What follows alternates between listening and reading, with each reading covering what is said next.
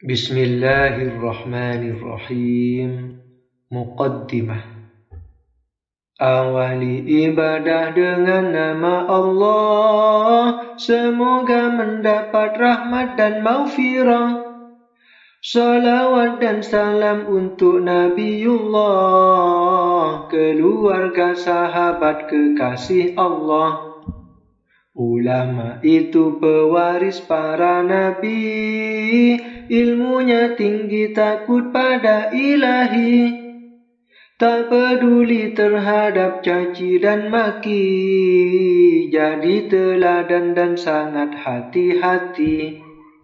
Para ulama pewaris para nabi, Syafi'i, Bukhari, Asy'ari, Ghazali. Kitab Mujtahidunku ini berisi sejarah ringkas ulama yang sejati. Imam Hanafi. Nama lengkap Hanafi Abu Hanifah, Nu'man bin Thabit bin Zawta kenalilah. Dilahirkan di kota bernama Kufah pada tahun 80 Hijriah. Hamad ibnu Sulaiman guru fikihnya, belajar padanya sehingga wafatnya. Hanafi diangkat ganti posisinya, memimpin madrasah Ar-Ra'yu namanya. Hanafi ada di peringkat tertinggi, ulama Irak tiada tertandingi. Hubungannya erat dengan ulama di Basrah, Mekah dan Madinah kota Nabi. Ilmunya terkenal sehingga menjadi pusat perhatian dari para ahli.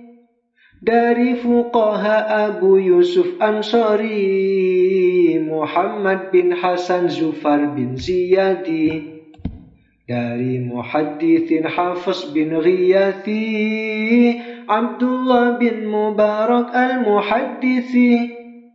Dari tasawuf ada Daud At-Ta'i, Fudail bin Iyad, tokoh kaum Sufi.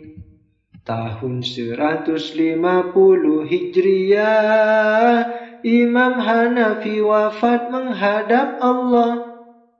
Bertepatan itu lahir hamba Allah, Imam Syafi'i penjaga syiar Allah.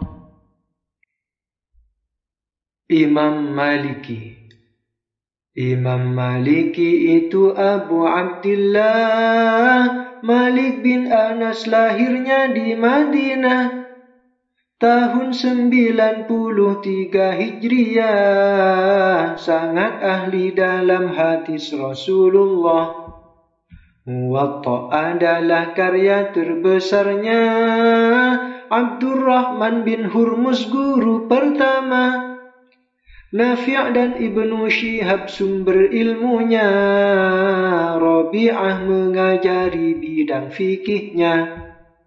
Gurunya kira-kira 900, dari kalangan tabi'in 600, lainnya tabi'in 300. Pantas keilmuannya sangatlah bagus.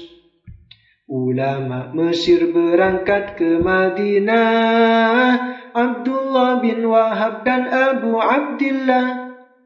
Ashhab juga Abu Muhammad Abdullah, Asbau beserta Muhammad bin Abdullah. Imam Malik mengajar di Masjid Nabi, memakai baju rapi, bersih dan wangi. Suaranya pelan, sangat hati-hati, tak pernah berkendara di kota Nabi.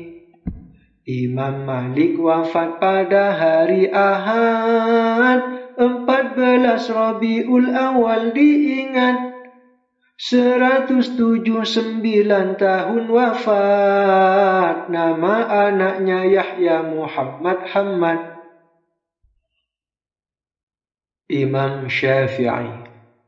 Dia Muhammad bin Idris Asy-Syafi'i, lahirnya 150 Hijri, di kota Gaza senasab dengan Nabi, di nasab Hashim bin Abdul Muttalibi.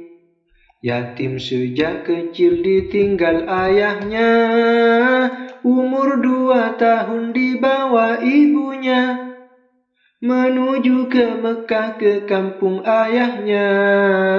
Anak ahli panah itu julukannya. Hafal Quran saat 9 usia, lalu mendalami sastra dan bahasa.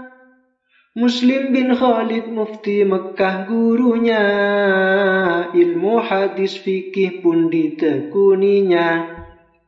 Imam Agung Asma'i dahulu pernah ajarinya bahasa dan syair indah.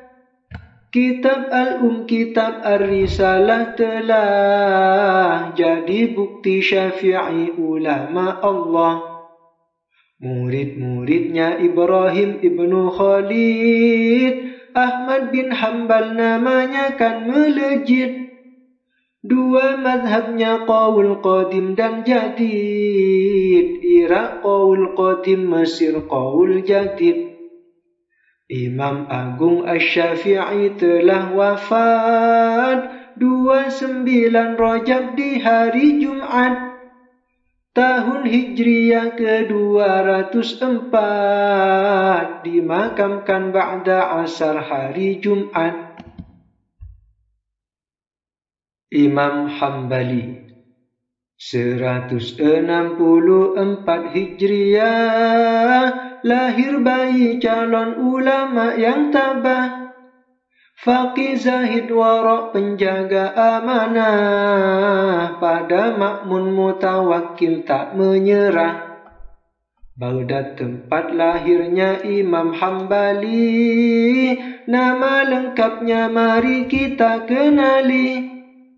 Abu Abdillah Ahmad ibnu Hambali, ibnu Hilal Az-Zahili Asy-Syaibani. Gurunya Abu Yusuf serta Syafi'i, muridnya yaitu Muslim dan Bukhari. Syamsuddin ibnu Qudamah Al-Maqdisi, Ibnu Taimiyah juga Ibnul Qayyimi. Pada Al-Quran dan hadis sangat kuat, meninggalkan berbagai macam pendapat. Hadis dhaif menurutku lebih kuat dari lelaki yang sedang berpendapat. Abu Zur'ah berkata Hambali telah hafal 1 juta hadisnya Rasulullah. Menyandar di masjid lalu keluarlah hadis-hadis dari lisannya yang indah. Tahun 241 berita wafatnya menusuk ke kalbu. Jenazah diikuti ratusan ribu, pemakaman Marwas Baghdad penuh pilu.